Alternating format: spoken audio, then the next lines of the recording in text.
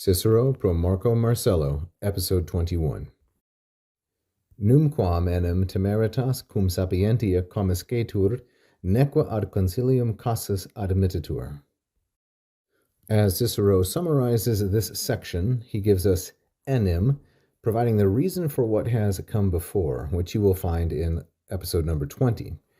For, he says, recklessness, temeritas, is never mingled with wisdom. Temeritas cum sapientia commiscetur numquam. And it's not the case that ad concilium, to wisdom, chance has an entry, admittitur. So this compound sentence is rather straightforward. The elements are temeritas commiscetur, recklessness is mixed, and casus admittitur, chance is admitted or let in. And they are joined together by this neque. It's a disjunction, a connective disjunction, you might say. And neque, of course, means et non, and it's not the case that. We have some modifiers. Numquam is a temporal adverb. It's indeclinable, like all Latin adverbs.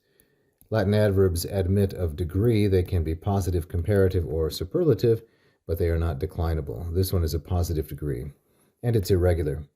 Recklessness, temeritas, here is our subject, feminine, singular, nominative. It is never mixed in together with wisdom. Sapientia, feminine, singular, and ablative. The first one, temeritas, is a third declension abstract noun. Sapientia is a first declension abstract noun. Commiscetur, the parsing will be third singular. It is present, indicative, and it is passive. It is from the second conjugation verb commisceo, like so, commisceo, commiscere.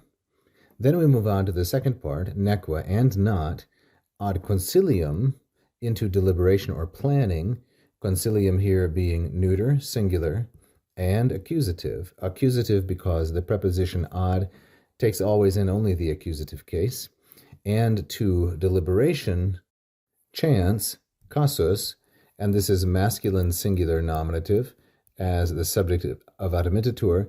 This is a fourth declension noun, casus, casus, like so, and masculine.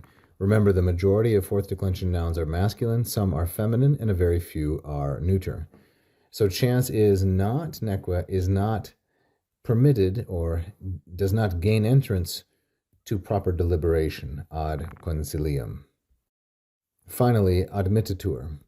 This is third singular, and it is present, indicative, and it is passive. So it parses exactly like commiscetur, the finite verb which ends its clause, admittitur, the finite verb which ends its clause.